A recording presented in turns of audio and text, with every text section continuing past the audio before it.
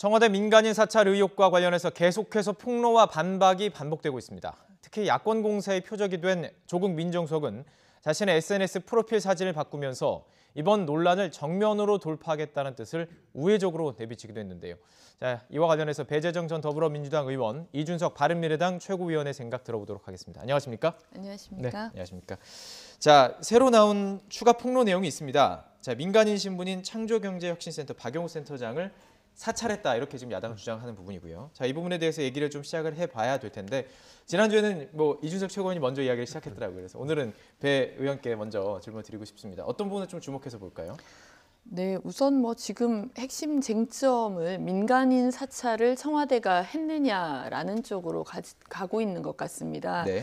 그런데 이제 논란을 여야 간에 혹은 청와대와 또 야당 간에 하고 있습니다만, 핵심은 청와대에 들어온 첩보에 대해서 검찰로 이관을 했다는 거죠. 첩보를 이관했다. 그렇죠. 제가 오늘 특히 또 우상호 의원께서 라디오 인터뷰하신 내용을 좀 봤는데요. 이제 애초에 우상호 의원도 가상화폐와 관련해서 사찰이 있었다, 이런 좀 주장이 지적이 되지 않았습니까?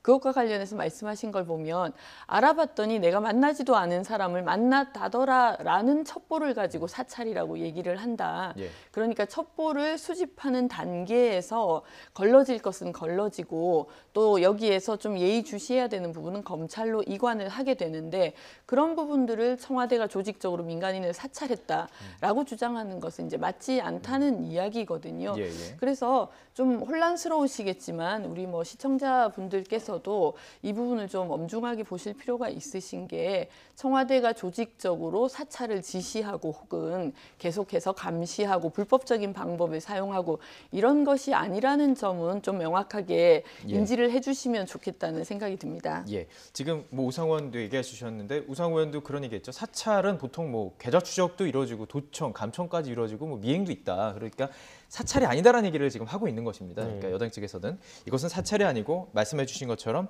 첩보와 이 내용이 이루어진 첩보를 검찰로 정식적인 이관을 했다는 주장인 거거든요. 어떻게 들으셨습니까? 지난 주말에 SNS상에서 한동안 돌았던 유행 유머가 뭐냐면요. 청와대에 있는 절이 무엇인 줄 아느냐? 절. 민간인 사찰이다. 그리고 그 안에 모셔진 불상이 무엇이냐? 내로남 불이다. 이런 말이 돌았거든요. 사실 지금 이제 민간인 사찰에 대해 가지고 그 민주당이 가지고 있는 관점을 보면요. 지금까지 전 정권들을 공격하기 위해서 민간인 사찰 공격할 때와는 아주 달라요. 그때까지는 민간에 대한 정보 첩보 보고 하나 아니면은 그런 자료만 나오면은 이거 대대적인 사찰이다, 이런 식으로 이제 항상 이야기했거든요. 예를 들어 한번 우리가 기무사 때 민간인 사찰 혐의를 이제 들이댈 때 한번 그 기준을 따져보면요. 대한민국의 군병력이 이동할 때 기무부대를 항상 따라갑니다. 그리고 일일 동향보고를 올리겠죠. 그 안에 보면은 그냥 주워 들은 거겠죠. 유가족 중에 한 분이 정당 활동을 하던 분이라더라. 이런 정보들을 들은 것이지, 아까 말씀하신 것처럼 감청을 하든지 도청을 하든지 이렇게 해서 알아내는 정보는 아닐 거 아닙니까? 그럼에도 불구하고 기무부대가 세월호 유가족을 사찰했다고 이렇게 하면서 기무사 전체를 지금 거의 부대 해체까지 이제 가는 상황까지 이르렀거든요. 물론 다른 사건도 있었지만은, 저는 그런 걸 보면서 이 사찰이라는 것에 대해 가지고 민주당이 굉장히 민감하게 지금까지 반응해 왔기 때문에 그 기준을 스스로 이겨내지 못하고 있는 것이다.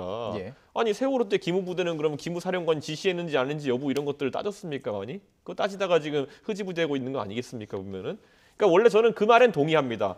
정보를 모은다는 것이 사실 가을에 낙엽을 이제 갈퀴로 긁어 모으는 거랑 비슷해가지고, 밖에 나가서 저희가 갈퀴로 요즘 낙엽을 긁어 모으면요. 아무리 저희가 조심한다 하더라도 나중에 포대에 보면 담배꽁초가 들어있을 거예요, 요즘은. 근데 그걸 가지고 야, 이거 담배꽁초 누가 갖고 오라 그랬냐? 네? 낙엽 쓰러 그랬지. 우린 담배꽁초 가져오라 한 적 없다, 이렇게 얘기하는 거는 지금 와가지고 굉장히 부적절한 대응이다. 저는 이런 이야기를 하고요. 저는 만약에 이제 이런 사찰이나 이런 업무에 대해 가지고 계속 청와대에서 하는 해명이 우린 지시한 적도 없고 보고받아서 위로 넘긴 적도 없다, 이렇게 얘기하는데, 정치적으로 활용한 적도 없고 부적절한 것들이 오면 우리 오히려 하지 말라 그랬다라고 하는데, 도대체 하지 말라고 하고 계속 그러면 그런 첩보를 양산하는 사람한테, 하지 말라는 행동을 계속하는 사람한테 왜 지금 와서야 이제 그러면은 나가라고 했느냐. 저는 그것도 굉장히 타이밍이 안 맞는다. 그에 대한 해명은 없고 계속 뭐 DNA가 어떻느니 뭐 이런 이야기하면서 물을 흐리고 있습니다. 지금 보면은. 예, 뭐 너무 또 여러 가지 말씀을 하셔가지고요. 하나하나 좀 말씀을 드려. 적기는 적었는데 혹시 빠뜨리면 또 다시 좀 해명을 좀 드려야 될 것 같습니다. 해명이라기보다는 조금 우리 이준석 최고의 말씀에서도 호도하는 부분들이 많이 있어요.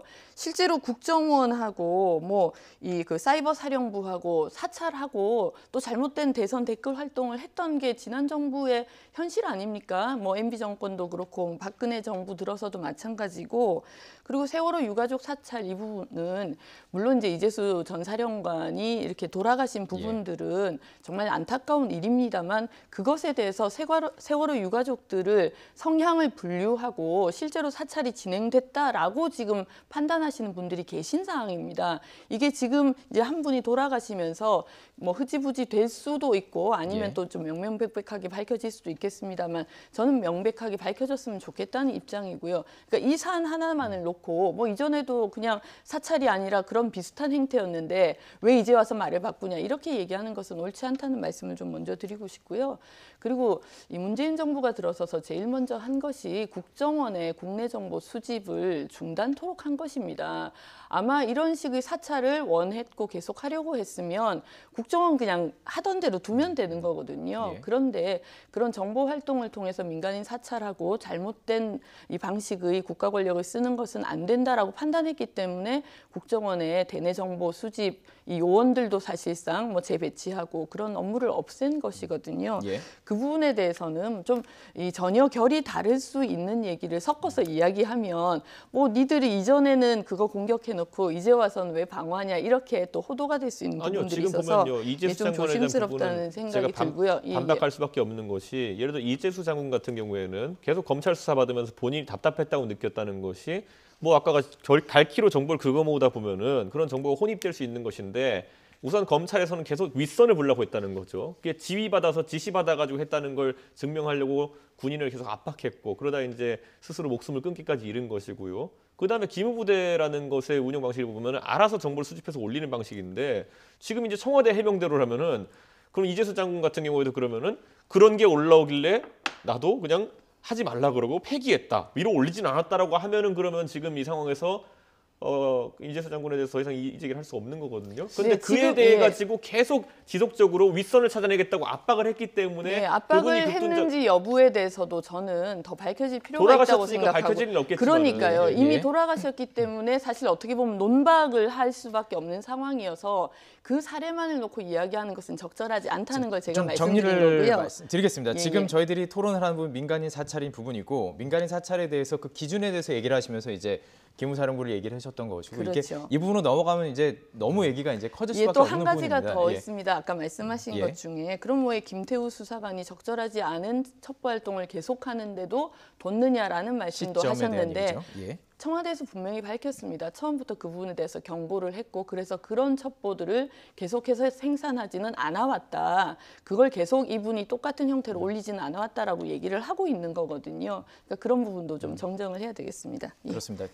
뭐 더 하시고 싶은 얘기 없으시죠? 그러니까 지금 이제 민주당의 한 해명들이 김태우 수사관이 하나씩 이제 살라미 전술로 이제 이야기하는 것들을 계속 이제 이런 표현이 적절할지 모르겠지만 이용당하고 있다. 저는 오히려 그렇게 지적하고 싶은 것이, 지금도 청와대 그 해명 우리가 하지 말란 뒤엔 안 해가지고 우리가 가만히 뒀다라고 이야기하는데, 그 이후의 시점에 어떤 문건이 하나 또 폭로되게 되면요, 방금 전에 했던 말들이 다 신뢰를 잃는 겁니다. 근데 이게 지금 우리가 김태우 수사관에 대한 청와대 대응에서 계속 보고 있는 것이거든요. 처음엔 우윤근 대사에 대한 것은 그분은 감찰 대상이 아니기 때문에 우리가 받아서 바로 폐기했다, 뭐 이런 식으로 얘기한다는 거죠. 자, 그럼 그분이 감찰 대상이 아니라고 한 이유는 감찰의 세 가지 기준, 그러니까 친척이거나 아니면 임명한 사람이거나 아니면 특수관계인이거든요. 여기 해당하지 않기 때문이라 그러는데, 또 변양균 씨 비트코인 정보는 왜 수집했냐 그러면은, 그거는 그분이 참여정부 때 인사니까 했다라고 하는데, 상식선에서 우윤근 대사가 가깝습니까? 아니면 변양균 씨가 가깝습니까? 그런데 저는 우윤균 대사 같은 경우 당시에 국회 사무총장이셨습니다. 사실 행정부와 입법부가 삼권 분립이 되어 있는 상황인데 국회 사무총장에 대한 것을 물론 특수관계인이라고 볼 수 있는 부분도 있습니다만 예. 더 조심스러울 수밖에 없는 점도 있거든요. 자, 뭐 이렇게 예. 이 논박을 하기 시작하면 사실 어떻게 보면 그렇습니다. 끝이 없을 것 저는 같습니다. 이제 시청자 여러분들께서 이것을 이제 토론을 들으실 때 정리를 좀 해드리고 싶은 부분은 사찰 내용이 일단은 중요하고요. 근데 사찰 내용이 지금 다 공개된 부분은 아닙니다. 우윤근 그 대사 같은 경우는 지금 공개가 됐고 그 부분에 대해서 해명이 다 이루어지고 있고요. 나머지 부분들에 대해서는 사찰이 어떻게 이루어졌는지는 모릅니다. 이게 진짜 첩보인지 정말로 그 안에 어떤 사찰이라고 부를 수 있는 것이 담겼는지 아직 모르는 상태입니다. 그리고 이제 대상에 대한 토론을 하신 거예요. 이게 포함이 돼야 하느냐. 그래서 아직도 민간인 사찰이라는 부분에 대해서 이야기를 나누고 있는 것인데요. 자, 그렇다면 한 가지 더 문제는 뭐냐면 앞으로도 뭔가를 추가하겠다, 좀 말씀하셨지만 또 추가 폭로를 하겠다라는 지금 얘기를 하고 있는 거거든요. 앞으로 어떻게 진행이 될까요? 어떤 더 큰 것이 남았다고 보시는지 아니면 보통 이게 흐름을 보면은 큰 거를 먼저 터뜨리고 작은 걸 나오잖아요. 어떻게 저는 보십니까? 자유한국당 이거 공세를 하면서 예. 이제 파일 목록을 공개했거든요. 예. 근데 그 파일 제목만 본다 하더라도 제 생각에는 아까 말했던 시점 문제에 있어서도요. 예. 제가 봤을 때는 이미 그 청와대 주장을 논박할 정도 뒤에 시점의 것들도 있고요. 네. 그렇기 때문에 앞으로 청와대 민주당이 여기에 대해 가지고 좀 뭐 참 이런 비위나 아니면 이런 의혹 해명에 대한 컨트롤 타워라고 이야기하면 좀 그것도 어폐가 있겠습니다만은 좀 제대로 조직적으로 대응했으면 좋겠다. 지금 보면은 그야말로 우왕좌왕이라는 표현밖에 되지 않습니다. 뭐 산발적으로 뭐 나중에 또 이야기할 기회가 있을지 모르겠지만 뭐 조국 수석이라든지 이런 예. 분들 산발적으로 대응하는 것을 보면은 예. 저는 대응, 왜냐하면은 민정수석실과 특감반원이라는 곳은 그 스스로가 이런 위기 관리 능력이 있어야 되는 겁니다. 왜냐하면 수많은 정보를 다루기 때문에 언제든지 이런 일이 터질 수 있고. 근데 예. 우병우 수석실 같은 경우 그런 걸 잘 못했기 때문에 정권에 위기가 온 것이거든요. 근데 지금 결코 저는 문재인 정부의 대응이 그에 비해서 뭐 못한 건 없겠지만 나은 게 있다고 좀 보지 않습니다. 예, 대응이 옳지 않았다 이렇게 얘기하고 계신데요. 아니 우병우 수석과 비교를 그렇게 직접적으로 하시는 직무 것은 능력상을 말씀드리는 거예요. 저는 뭐 예. 그건 이제 사건의 본질 자체가 다르다고 생각하고요. 그야말로 국정농단의 핵심 중에 핵심 인사였고 본인이 그런 것들을 자행했기 때문에 문제가 되었던 것이고 이제 이준석 최고위원의 말씀 중에 청와대의 대응이 조금 더 국민들께 설득력을 가질 수 있는 방향으로 진행되면 좋겠다는 생각은 저 또한 가지고 있습니다. 아마 이제 이 언론을 보시는 국민들께서도 계속해서 이제 방송 프로그램마다 이런 논박을 하고 있는 모습을 아름답게 보시지는 못할 거라고 생각하거든요. 그런 면에서는 저는 이제 검찰 수사든 뭐 감찰이든 제대로 진행되고 국민들께 명명백백하게 또 설명드리고 혹시 청와대가 잘못을 한 점이 있거나 아니면 또 이 과정에서 대응을 잘못한 부분이 있다면 그 부분에 대해서도 뭐 사죄할 게 있다면 사죄를 드리는 그런 형태로 진행이 되면 좋겠다고 생각하고 저는 있습니다. 마지막으로 이 특감반이라는 조직을 애초에 만드신 분이 누구냐면은 노무현 정부 시절에 문재인 민정수석이시거든요. 그렇기 때문에 저는 이 사찰이냐 아니면 감찰이냐에 대한 이런 뭐 사실 좀 철학적인 부분도 있거든요. 어떤 것이 맞고 아닌지 저도 사실 모호할 때가 있습니다. 근데 지금 이제 이렇게 경험적으로 이렇게 이런 걸 축적해서 우리가 판단할 것이 아니라 그러면 아까 말했듯이 호사가들이 자꾸 논박을 하는 경우가 생기니까 전 대통령께서도 오히려 여기 대해서 앞으로는 이렇게 간다라고 원칙을 깔끔하게 세우셨으면 좋겠습니다. 왜냐하면 이 원칙이 없으면은 아까 말했듯이 뭐 되게 이야기가 복잡해집니다. 예를 들어 대통령의 측근이라는 인사를 다룰 때 뭐 우윤근은 측근이 아니고 뭐 한참 연락이 끊겼다는 변양균 씨는 측근이다. 뭐 이런 식의 기준을 이제 청와대가 얘기할 수밖에 없는 거거든요. 저는 조금 제 생각에는 그 기준 자체를 앞으로 지금까지 있었던 일은 어떻게든 풀어야겠지만 앞으로 이런 일이 발생하지 않게 끊었으면 좋겠습니다. 이게 사실 이미 청와대가 국무회의를 통해서 그 대통령 직제를 좀 개편을 하면서 특감반의 업무에 대해서 정돈을 좀 했죠. 근데 이제 그 부분이 사실 이 무자르듯이 명확하게 나뉘기 힘든 부분도 뭐 역시 있을 수 있다고 생각을 하는데 그러나 최대한 좀 업무의 범위라든가 이 내용이라든가 이런 것들을 정돈하고 가는 것은 이미 진행하고 있다. 그래서 그 부분도 좀 지켜봐 주시면 지금 문제가 좋겠다는 되는 세 번째 들죠. 사람들 대통령과 특수관계에 있는 자라는 조항은 무조건 삭제해야 됩니다. 제 생각에는 이거는 해석을 놨거든요. 나머지 친인척이거나 아니면은 대통령이 임명한 자 같은 경우에는 뭐 이건 아무도 논박할 여지가 없고 사회적 갈등을 야기할 요소도 없어요. 특감반원들이 일할 때도 아주 명쾌한 기준이고요.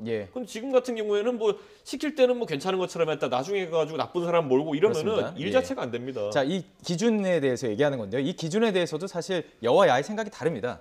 그 지금 여당 입장에서는 판례를 들어서 정치적인 어떤 목적이 이용되지 않는 부분들에 대해서는 뭐 문제가 없다는 식으로 밝히는 것이고요. 야당 입장에서는 아니다라는 거죠. 이게 민간인이라는 영역이라는 것은 보호돼야 된다는 부분이기 때문에 어떤 기준에 대해서도 이번 일을 통해서 분명히 토론은 필요한 부분들이 있습니다. 그런데 지금 이 자리에서는 조금 이 정도로 좀 마무리하도록 하겠습니다. 근데 지금 이야기하신 부분이 있습니다. 지금 계속해서 야당은 조국 수석의 사퇴를 요구하고 있습니다. 하지만 청와대와 여권 정면 돌파를 택하는 기류인데요. 저희가 영상으로 좀 준비했습니다. 보고 이야기 나눠보겠습니다.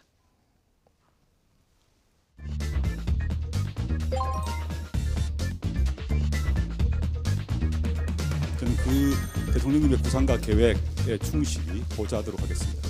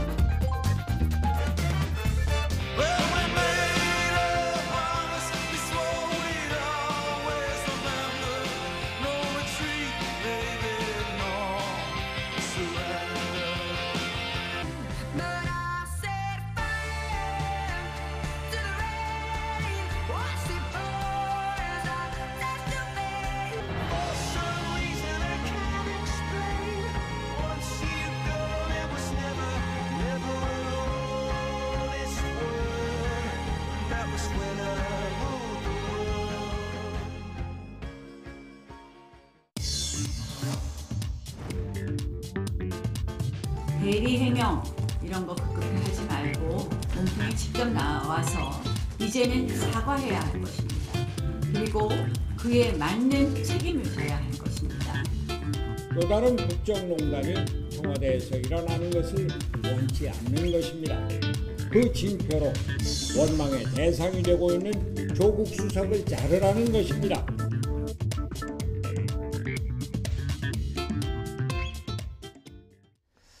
정면 돌파라고 저희가 이제 자막을 붙였습니다. 이 난관을 과연 헤쳐나갈까라는 또 물음표도 붙였습니다.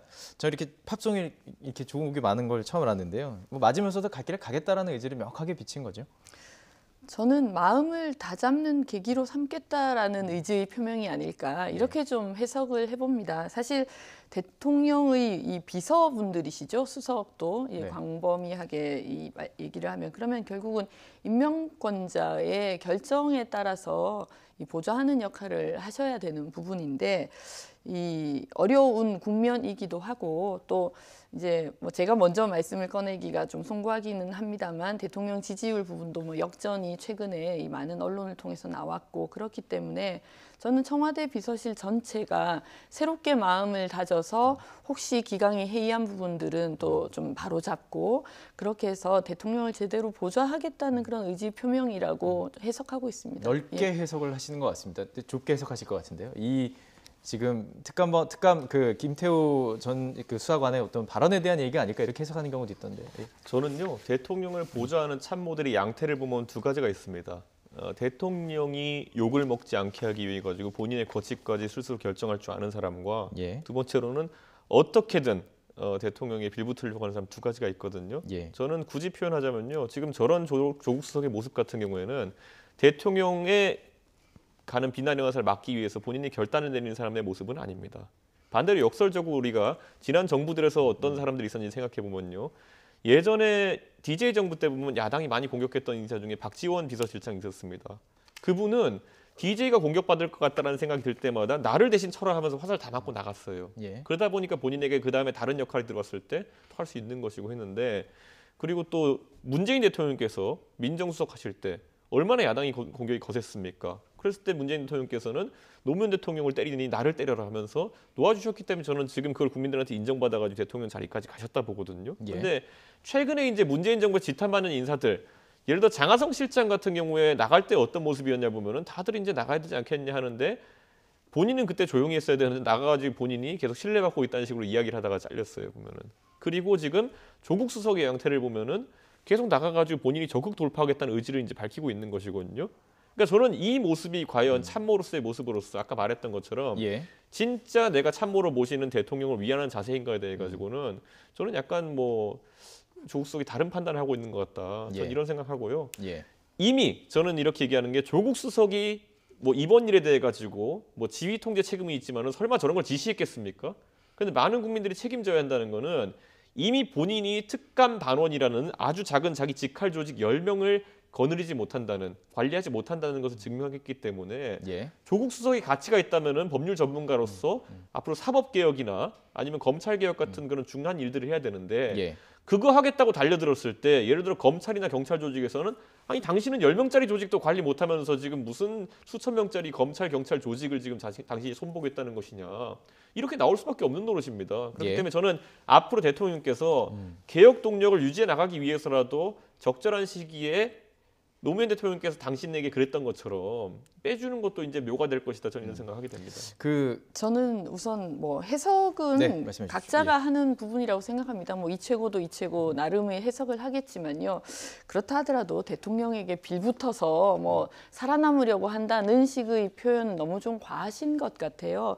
저도 조국 수석을 많이 아는 것은 아닙니다만 대화를 나눠본 사람으로서 이 정부에 대한 사명감을 가지고 일을 하고 계신 것이고 제가 방송에서 그런 말씀들을 종종 드리는데 아마 조국 수석에게 가장 편한 길은 사표를 과감히 던지고 학교로 돌아가는 것일 것이다. 제가 여러 차례 이런 말씀을 좀 드립니다. 예. 그 이유는 이분은 돌아가실 곳도 있고 본인이 누차 말씀하시지만 앞으로 정치를 할 생각도 없고 그렇기 때문에 민정수석으로서의 사명을 다하는 것이 내 본분이다라고 생각하시는 분이거든요. 예. 뭐 저는 그렇게 이해를 하고 그렇게 믿고 있습니다. 그래서 이 부분을 사법개혁의 어떤 과제라든지 이런 것들을 어떻게 완수할 것인가에 대해서 갈 길이 고민하고 사법개혁이군요. 그렇죠. 예. 고민하고 계신 부분이라고 생각을 하지. 예. 이게 뭐 그리고 마찬가지로 장하성 실장의 경우에도 나는 신뢰받고 있다라고 얘기하고 다니다가 뭐 잘렸다 이런 표현들은 저는 진짜 개인의 명예에도 상당히 좀 실추가 갈 수 있는 발언이어서 조심스럽다는 말씀을 드리고 싶고요. 예. 이 부분에 대해서 고심하면서도 두드려 맞으면서 가겠다라는 것은 사법개혁이라는 이 막중한 임무를 애초에 대통령께서 맡기셨고 이 부분을 아직 완수하기에는 기득권의 저항이 아직도 거세기 때문에 예. 제대로 못하고 있어서 이걸 완수하겠다라는 의지인 것으로 저는 받아들이고 있습니다. 갈 길을 예. 다 간 뒤에 정리하겠다 이런 의미도 저는 될수 있을까요? 이것도 굉장히 위험하다 생각하는 게요. 예. 저 똑같은 기준으로 봤을 때요. 예. 제가 생각했을 때 박근혜 정부 때 비서진 중에 예를 들어 이정현 수석 같은 경우에요. 그렇게 열심히 하고 박근혜 대통령 성공을 위해 가지고 노력하는 인사는 없었어요. 제가 봤을 때는. 근데 그 방법이 옳은지는 좀 그러니까 열심히 여쭤봐야 하는 되는 것이 부분이고요. 예. 잘하는 것이냐에 대해 가지고 예. 우린 구분해야 되는 게 청와대에 있는 수석이나 아니면은 비서진 같은 경우에는 예. 열심히 하고 진짜 성공을 기원하는 이런 주술적인 의미 말고도 잘해야 돼요. 근데 아까 말했듯이 잘 못한 거거든요. 보면은. 그러니까 제가 말하는 것처럼 지금 배재정 의원께서 말씀하신 자세나 의지 아니면 이런 목표의식 같은 경우는 있을 수 있죠. 그런데 거기서 능력 부족이라든지 아니 능력이 아니라 다른 이유로 어쨌든 이 직을 수행할 수 없다면은 본인이 빠져주는 것 또는 적절한 시기 빼주는 것도 운영의 묘인데 지금 예. 그게 안 보이고 잘 생각해 보시면은 장하성 실장 경제실장으로서의 정책실장으로서의 그런 어떤 국민적 신뢰라는 거는 이미 올 여름부터 금이 가기 시작했는데 계속 끌고 가다가 몇 달 지연되다가 아까 말씀하신 작금의 지지율 하락 사태까지 불러온 겁니다. 저는 그래서 조금은 국민들이 과하다 싶을 정도로 한 템포 빠르게 움직이는 게 어떠냐는 오히려 고언을 야당 입장에서 하는 겁니다. 말씀해 주셨으니까요. 그러면 대통령 국정수행 평가 얘기도 좀 나눠보죠. 이게 어쨌든 데드크로스라는 표현을 씁니다. 어쨌든 오차범위 아니기 때문에 데드크로스라는 표현을 쓰는 게 뭐 적절할지 모르겠지만 국정수행 평가에 대해서 부정적인 평가가 조금 앞지른 거. 오차범위 아닙니다. 그러니까 얼마든지 이게 실제 여론과는 다를 수 있다는 부분인데 지금 이런 부분들이 이준석 최고위원께서 지적한 부분들이 영향을 끼친다고 보시는지요? 국민들께서 판단하시는 부분들에는 뭐 많은 점들이 저는 포함될 수도 있다고 생각합니다. 뭐 예. 이 부분과 상관없는 것이다라고 얘기할 수 있는 사람도 없을 것이고요. 예. 그런데 이제 많은 경우에 또 경제가 뭐 추세적으로도 그렇고 너무 좀 어렵다 보니까 이런 부분들에 대해서 실망하시는 분들이 많이 계시지 않을까 하는 염려를 저희 또한 하고 있고 예. 아주 엄중하게 받아들이고 있습니다. 예. 예, 알겠습니다. 자, 빨리 제가 진행을 시켜야 될 것 같습니다. 또 다른 토론이 붙을 것 같아서 다음 주제로 또 넘어가도록 하죠. 요즘 이분의 행보가 많은 관심을 받고 있죠. 바로 유시민 노무현 재단 이사장입니다. 최근 그 늘어난 가짜 뉴스에 대응하기 위해서 유튜브 방송을 시작하겠다 이런 입장을 밝혔죠. 그 내용 들어보겠습니다. 보도들을 제가 이렇게 챙겨보고 있으면 정말 깝깝해요. 이렇게 그것은 뭐 거의 반지성주의라고 말할 수 있을 정도의 혹세무민하는 보도들이 넘쳐나고 그래서 이런 거는 일주일에 한 번씩은 정리를 해줘야 되지 않겠냐. 그래서 요즘은 유튜브가 대세라고 그러대요. 예. 그래서 다 한번 정복해 볼까 그렇게. 예. 분위기는 정치 재개 선언을 하신 것 같습니다. 아, 정치 재개 선언요. 아, 그래서 제가 이걸 하면 또 이제 유아무개 드디어 몸풀기. 예? 노무현 재단 이사장 맡아서 밑자락 깐 다음에 이제 팟캐스트를 한다는 거는 정치 복귀 몸풀기를 하는 거다. 이렇게 보도가 나올 것 같아요. 피곤해요. 저를 좀 그만 괴롭히십시오. 네, 그만 괴롭혀달라고 했는데 저희가 사실은 좀 인터뷰를 하려고 시도를 했지만 뭐 성공 못했습니다. 어떻게 들으셨습니까? 자기 정치는 안 한다 이런 얘기는 분명히 하고 있거든요. 저 말 말고도 무슨 말씀하셨냐면요. 앞으로 대통령 지지율 조사에 내 이름을 빼달라고 하겠다는 거거든요. 근데 이게요, 굉장히 고도의 정치 술입니다. 보면은 보통 대선 주자들 저도 옆에서 많이 봤지만은 저런 타이밍에 지금 보면 최근 한 조사에서 유시민 장관이 2위의 지지율이었어요. 이낙연 총리 다음으로. 그 상태로 봉인해달라는 겁니다. 그거는. 그렇게 해석하십니까? 저는 그렇기 때문에 저는 굉장히 고도의 정치적 행위라 보고요. 저는 유튜브를 하는 걸 정계 복귀가 아니다. 그럼 홍준표 대표는 무슨 정치 은퇴하려고 지금 유튜브 시작했습니까? 저는 정치 복귀라는 것은 정치적 담론을 이기하는 순간부터 이제 이게 나올 수밖에 없고 유시민 이제 이사장이 말하는 어쨌든 가짜 뉴스에 대한 대응이라는 것은 아주 뭐 합리적인 이야기 같지만은 가짜 뉴스를 대응하려면 가짜 뉴스의 발화가 되는 것들을 과연 어느 쪽을 지적할 것이냐. 저는 여야를 막론하고 지금 가짜 뉴스들 많이 양산하고 있다 보거든요. 예를 들어 민주당 의원들 가가지고 뭐 사드 전자파 튀김 뭐 이런 거 춤춘 거 다 그거 제가 봤을 땐 다 가짜 뉴스예요. 지금 기준을 판단하면은. 그런데 그런 것들에 대해서 과연 유시민 이사장이 비판을 하겠는가? 저는 상당히 정파성을 띠고 비판할 거라 보기 때문에 저는 뭐 당연히 정파성을 띠고 정치 활동하겠다는 것으로 저는 이제 받아들일 수밖에 없고. 그렇게 보시는군요. 아니 노무현 재단 자체가 정치 사관 학교입니다. 그렇기 때문에 거기 이사장이 정치 안 한다고 아무리 이야기한다 하더라도 정치할 거라 받아들인다 저는 봅니다. 그렇군요. 이 부분에 대해서 어떻게 생각하십니까? 일어나지 않은 일을 가지고 뭐 어떨 것이다라고 얘기할 수는 있겠으나 그것이 별 의미가 있을까 하는 생각이 솔직히 좀 드는데요. 저는 정치 활동과 정치 복귀를 똑같은 것으로 보진 않습니다. 사실은 우리 모두가 정치 활동을 하면서 살지 않습니까? 뭐 우리 작은 모임에서도 자신의 정치적인 이야기를 할 수도 있는 것이고요. 그걸 다 정치 활동이라고 포함할 수도 있는 것이죠. 그런데 우리가 여기서 얘기하는 정치 복귀 내지는 정계 복귀라는 것은 본인이 선수가 되어서 뛰겠다라는 등판을 하지 않겠다. 그렇죠. 선수가 되어서 뛰는 것을 우리가 정계 복귀라고 이야기를 한다면 유시민 이사장께서 이렇게 말씀하실 때 내가 정말 다시 국민들의 선택을 받는 자리에 갈 것이냐 안 갈 것이냐를 놓고 지금 추측하는 것은 뭐 별로 의미가 없지 않을까라는 생각을 하고요. 충분히 아마 답답한 면들이 있으실 것 같아요. 예전에 뭐 썰전 같은 경우에도 나와서 본인의 입장들을 명쾌하게 설명하시고 그것들이 또 국민들의 어떤 이 상당히 좋은 반응들을 얻었었는데 지금 특히 유튜브와 관련해서는 많은 이제 보수층이 오히려 유튜브를 상당히 점령하고 있다라는 식의 얘기들이 많이 되고 있는데 그 중에서 또 위험한 부분, 또 사실이 아닌 부분, 가짜 뉴스 이런 것들이 많이 있어서 답답함을 느끼실 수 있을 것 같고요. 저는 우리 뭐 젊은 분들이든 노무현 재단의 회원이시든 아니시든 또 유시민 씨는 어떻게 볼까 궁금해하실 것 같고 그런 것들을 통해서 또 건전한 토론들이 이루어질 수 있을 거라고 생각해서 개인적으로도 좀 기대합니다. 제가 방금 전에 배재정 의원께서 말씀하신 것에 대해 가지고 제가 과거에 유시민 이사장이 했던 말인 걸로 알고 있는데 과거에 손학규 대표께서 정계 은퇴한다고 나 이제 정계 안 해요 하고 이제 강진의 토굴에 들어가가지고 이제 기거하시니까 거기에 대해 뭐라고 했냐면은 정치 안 할 사람이면은 토굴이 아니라 아파트에 들어가서 편하게 산다라 그랬어요. 저는 말하는 것처럼 만약에 정치 안 하실 거면은 그러니까 아까 말했던 뭐 선출직 출마 의지나 더 큰 곳을 노리는 의지가 없다 그러면은 유튜브 안 하고 편하게 예능 방송 하시면서 계속 하실 길이 있습니다. 그런데 저는 굳이 이제 뭐 사명감, 다른 사명감일 수 있겠지만은 사명감을 가지고 재단 이사장 가셨다는 것은 저는 그렇게 일반적인 상황은 아니라 보고 제가 예전에 유시민 장관이 이제 정치활동 재개할 것이다 설전 이제 그만뒀을 때 얘기했더니 아무도 안 믿었거든요. 근데 바로 재단 이사장이라는 위치로 돌아오시는 거 보고 사실 그러니까 저도 믿고 싶죠. 예. 믿고 싶은데 또 우리가 정치 평론하는 입장에서 거짓말할 수는 없지 않습니까? 사실 이 부분은 시간이 지나가면 정확하게 뭐 밝혀질 부분이기 그러니까요. 때문에 예. 지금 뭐 손학규 대표는 그렇습니다. 뭐 예. 명실상부하게 정계 복귀를 하신 것이고요. 예. 유시민 이사장이 어떻게 하실지는 지켜보시죠. 저는 그때 동의했던 게 저도 손학규 대표님이 지금 저랑 같이 이제 최고위 계시지만은 예. 그분이 톡을 들어가는 거 보고 아, 정치하시겠군 하신다고 이렇게 예. 생각하고요. 그때 예. 손학규 대표님은 끝없이 말씀하셨던 게 뭐냐면은 알겠습니다. 나는 이제 예. 속세와 예. 인연을 끊은 알겠습니다. 사람입니다. 이러고 있으셨어요. 예, 예, 알겠습니다. 근데 이제 토글이 아니라 다들 유튜브로 좀 돌아오고 있습니다. 홍준표 전 대표 같은 경우도 제가 오늘 아침에 들어가 좀 봤습니다. 어떤 내용들이 뭐 오고 가는지 강력한 어조로 뭐 언론에 대해서도 얘기하시고 정권에 대해서도 얘기하고 계시더라고요. 분명히 정치로 뭐 복귀를 하실 것이고 그거에 대한 확실한 의지를 보이시는 것 같아요. 그리고 구독자 들어갔더니 10만 명이 넘더라고요.